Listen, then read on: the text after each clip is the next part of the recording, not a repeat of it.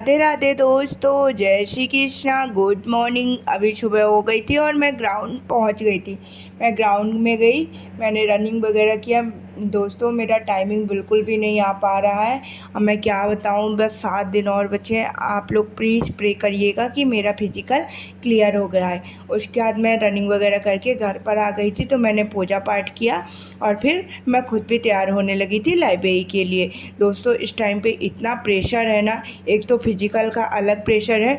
28 तारीख को मेरा प्रयागराज में फिजिकल है और पढ़ाई का तो प्रेशर है ही, क्योंकि अभी हम लोग के एग्ज़ाम भी नज़दीक आ चुके हैं। लेकिन इन सभी प्रेशर को साइड में रख के मैं सिर्फ अपनी पढ़ाई पर फोकस कर रही हूँ और रनिंग वगैरह पे। क्योंकि अगर हम टेंशन लेंगे ना, उससे कुछ बनाएंगे नहीं, उल्टा अपना बिगाड़ेंगे ही दोस्तों। इसीलिए ये मुझे आप लोगों से शेयर करनी थी कि आपके ऊपर भी चाहे कितना भी प्रेशर हो, पढ़ाई का हो, मतलब किसी भी चीज़ का हो, तो उसमें आपको परेशान नहीं होना है। उन सारी चीज़ों को आपको साइड में रखना है। बस ये सोचना है कि ये जो प्रेशर है ना, कोई भी टेंशन है, इससे हमारा कुछ बनेगा नहीं। अगर हम उसके बारे में ज़्यादा सोचेंगे तो हम अपना बिगाड़ेंगे ही। इसीलिए उन सारी चीज़ों को साइड में रखना है और अपनी पढ़ाई पर फोकस करना है। तो अभी मैं लाइब्रेरी आ गई थी। लाइब्रेरी में आकर मैंने सारी चीज़ों को अपने सही स्थान पर रखा और मैं पढ़ने के लिए बैठ गई। सबसे पहले मैंने डेली की तरह आज भी मैंने जीएस के रिवीजन से स्टार्ट किया। जीके जीएस में सबसे पहले मैंने स्टैटिक जीके के रिवीजन से स्टार्ट किया।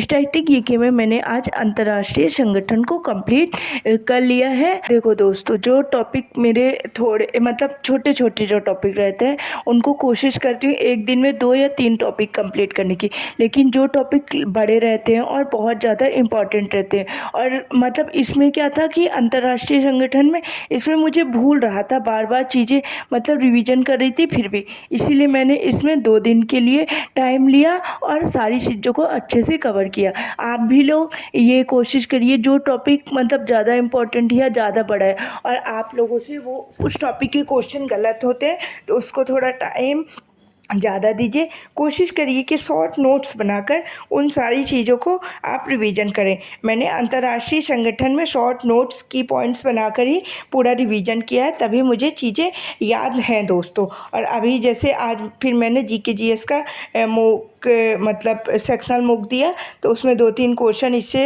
आए थे, तो मुझसे बन गए दोस्तों। ऐसे ही आप लोग को भी सारी चीज़ों को इतने अच्छे प्रॉपर तरीके से रिवीजन करना है कि एग्ज़ाम में जो चीज़ें हम पढ़े हैं, अगर वहाँ से क्वेश्चन पूछता है तो हमारी वो चीज़ें तो बिल्कुल बहुत अच्छे तरीके से बननी ही चाहिए। तो चलिए, अब अंतर्राष्ट्रीय संगठन मेरा पूरा कंप्लीट हो गया। अब मैं अंतर्राष्ट्रीय संगठन से 10 आपसे क्वेश्चन पूछूंगी। आप लोग कोशिश करिएगा 10 क्वेश्चन के आंसर बहुत अच्छे तरीके से दीजिएगा, क्योंकि ये जो क्वेश्चन पूछूंगी ना मैं, बहुत ज़्यादा इम्पॉर्टेंट रहेंगे और एग्ज़ाम की दृष्टि से बहुत ही ज़्यादा। क्योंकि लगातार मैं क्या करती हूँ, जैसे जो टॉपिक पढ़ती रहती हूँ ना, उसका प्रीवियस ईयर भी देखती रहती हूँ। तो मतलब जिस टॉपिक की ज़्यादा जो क्वेश्चन ज़्यादा बार पूछे जाते हैं, वही क्वेश्चन मैं आप लोगों से भी पूछती हूँ, क्योंकि उनके रिपीटेशन का बहुत ज़्यादा चांस रहता है दोस्तों। और अगर आप लोगों ने मेरी वीडियो में कोई भी क्वेश्चन सुना है, ठीक ना, और उसका आंसर दिया है, वो आपके माइंड में सेट हो जाएगा। और वही क्वेश्चन अगर एग्ज़ाम में पूछ लिया तो आप बहुत आसानी से कर पाएंगे दोस्तों। इसीलिए मैं अपनी वीडियो में ज़्यादा से ज़्यादा कोशिश करती हूँ कि क्वेश्चन पूछूं, जिससे अगर आप मेरी वीडियो देखते हैं तो आपका टाइम बिल्कुल भी वेस्ट ना हो, जो भी मतलब आपकी पढ़ाई में मेरी हेल्प ही हो सके दोस्तों। तो चलिए, अब मैं क्वेश्चन पूछना स्टार्ट करती हूँ, आप लोग भी आंसर देना स्टार्ट करिएगा। फिक्की की स्थापना कब हुई थी? इसका हेडक्वार्टर कहाँ पर है? और फिक्की के वर्तमान हेड कौन है? CSIR का फुल फॉर्म क्या है? और CSIR के संस्थापक कौन है? NCERT का मुख्यालय कहाँ पर है? Your wealth is our responsibility किसका ध्येय वाक्य है? Telecom Regulatory Authority of India का मुख्यालय कहाँ पर है? BCCI के वर्तमान अध्यक्ष कौन है? IRDA की स्थापना किस एक्ट के तहत हुई थी? SIDBI small industrial development bank of India की स्थापना कब हुई थी और इसका हेडक्वार्टर कहाँ पे है? और सिडबी के वर्तमान अध्यक्ष कौन है? नाबार्ड के वर्तमान अध्यक्ष कौन है? ये जो इम्पोर्टेंट क्वेश्चन बन रहे थे दोस्तों, ने आप लोगों से पूछे। आप लोग प्लीज़ इन सभी क्वेश्चनों को ध्यान से सुनिएगा और अच्छे से क्वेश्चनों के आंसर देने की कोशिश करिएगा दोस्तों। फिर मैंने हिस्ट्री को पढ़ना स्टार्ट कर दिया था। हिस्ट्री में मेरा शाहजहाँ तक कंप्लीट हो गया था, तो आज मैंने औरंगजेब को प्रॉपर रिवीजन किया। उसके बाद मैं आधुनिक इतिहास में आ गई थी।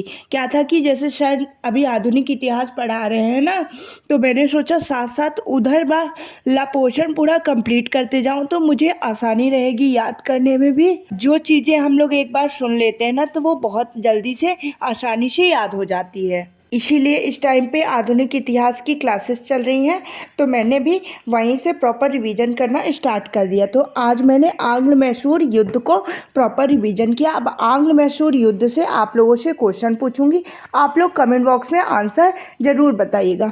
और प्राचीन भारत में मेरा औरंगजेब तक पूरा कंप्लीट हो गया है, उसको भी कंटिन्यू करूँगी और साथ साथ इधर से भी पूरा कंप्लीट करते चलूँगी दोस्तों। अगर आप लोग को भी ऐसा ही करना है तो आप लोग भी मेरे साथ जुड़ जाइए। और आप लोग को तो पता है कि मैंने पिछला कितने टॉपिक पूरा कंप्लीट कर लिया। अगर नहीं पता है आप लोग को तो कमेंट करिएगा। कल की वीडियो में अगर आप लोगों ने कमेंट किया कि दीदी आप बताइए कि कितने टॉपिक आपने हिस्ट्री के कंप्लीट कर लिए हैं, तो फिर मैं आप लोगों से शेयर करूंगी कि मैंने कौन कौन से टॉपिक कंप्लीट कर लिए हैं। तो चलिए, अब आंग्ल मैसूर युद्ध से मैं आप लोगों से इम्पोर्टेंट क्वेश्चन पूछती हूँ।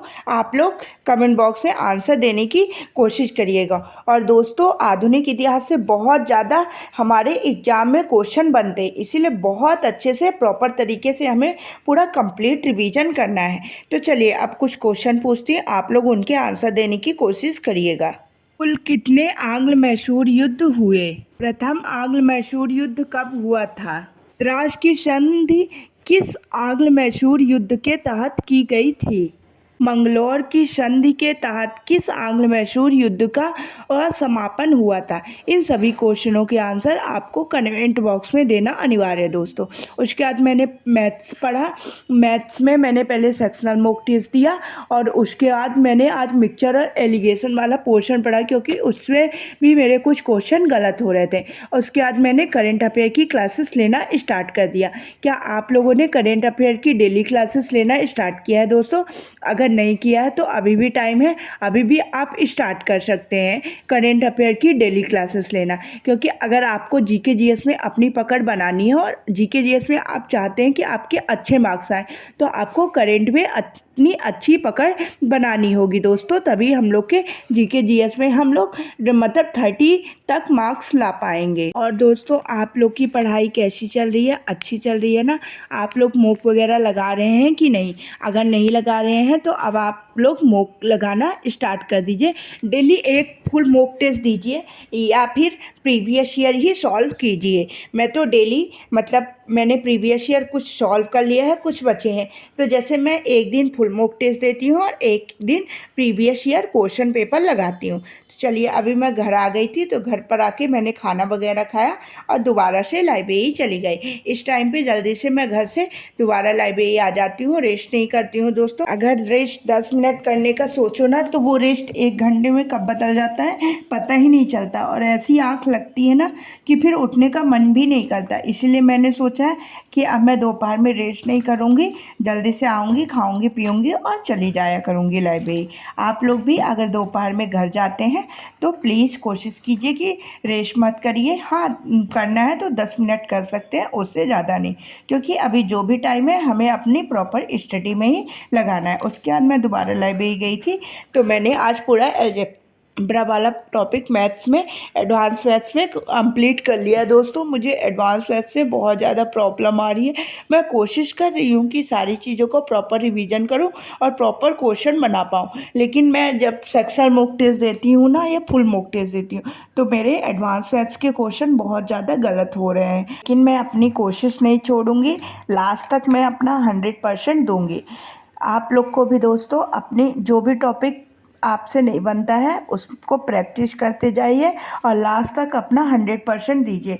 सफलता ज़रूर मिलेगी दोस्तों, क्योंकि कोशिश करने वालों की कभी हार नहीं होती है। फिर जब मेरा मैथ्स वाला पोर्शन पूरा कंप्लीट हो गया था तो मैंने हिस्ट्री पढ़ने लगी थी। हिस्ट्री में आंग्ल मैसूर युद्ध और आंग्ल मराठा युद्ध को पूरा कंप्लीट किया था आज मैंने।